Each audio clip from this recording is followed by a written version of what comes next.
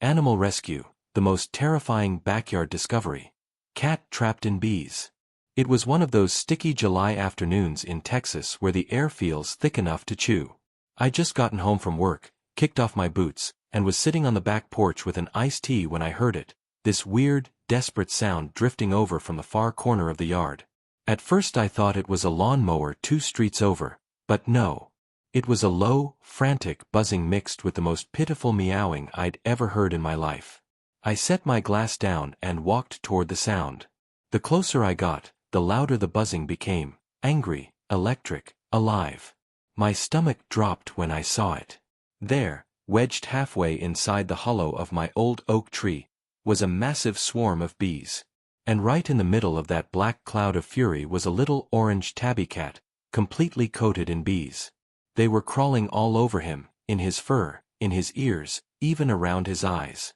He was yowling and thrashing, but every move just seemed to make them madder. His back legs were stuck in the tree hollow where the hive was, and the bees were defending it like he was the devil himself. I froze. I've never been scared of much, but bees? Bees terrify me. I'm talking full body shaking, childhood trauma level terrified. When I was 7, I stepped on a ground nest and got stung 47 times. 47. I still have nightmares about that buzzing sound. But this cat, man, this cat was screaming. Not regular meows, these were raw, hoarse, help me I am dying screams. His eyes locked on mine for a second through the swarm, wide and green and absolutely panicked. He was begging. I ran inside, heart pounding like a drum. I grabbed my phone first, called animal control. Straight to voicemail. Called the fire department non-emergency line. We don't do bees, sir. Called every vet within 20 miles. Nobody could come for hours. The cat screamed again. Louder this time. I swear it sounded like he said my name. I couldn't wait. I pulled on every layer I owned, hoodie zipped to my nose, jeans tucked into socks, work gloves, my girlfriend's bright pink raincoat, and a mosquito net hat I'd bought for a camping trip I never took. I looked like an absolute idiot. I didn't care. I grabbed the garden hose, turned it to mist, and walked back out there like I was heading into war. The buzzing got louder with every step. It felt like the ground was vibrating.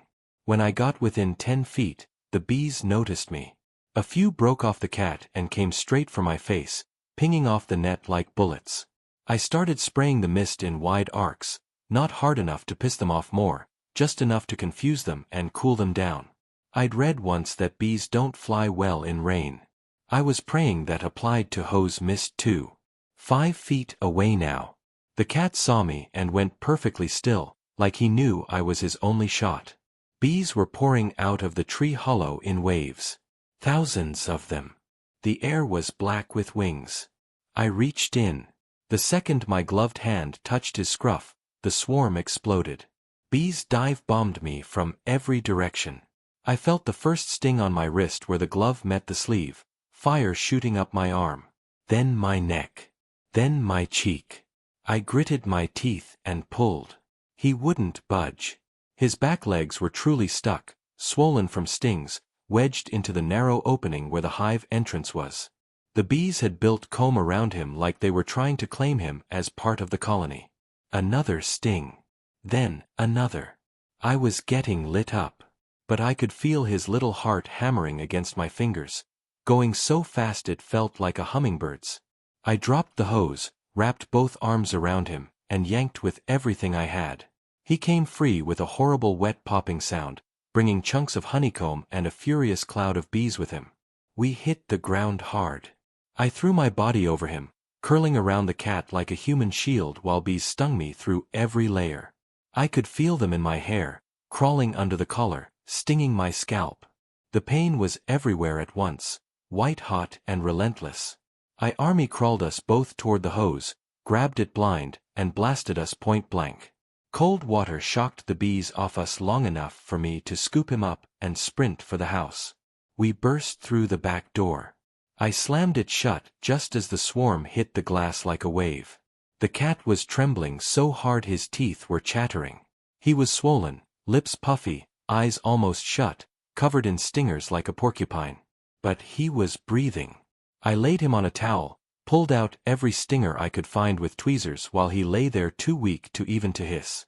Gave him children's Benadryl, read online it was safe in emergencies. He licked a little water from my finger, then passed out with his head on my arm. I sat there on the kitchen floor, bleeding and swelling and shaking, with this random stray cat asleep on me like he'd known me his whole life. 3 hours later, the emergency vet said he was going to make it. Severe allergic reaction, hundreds of stings, but young and strong. They kept him overnight. I went back the next day to pick him up. The second they brought him out in the carrier, he started purring so loud the whole waiting room could hear it. When I opened the door, he walked straight out, climbed up my chest, and rubbed his swollen little face against mine like he was saying thank you. His new name is Bebo. He sleeps on my pillow every night now. Still terrified of flying insects, flies, moths, you name it. But every time he looks at me with those big green eyes, I know he remembers. And every time I hear buzzing in the yard, I still flinch. But I'd do it all again in a heartbeat. That cat saved me just as much as I saved him.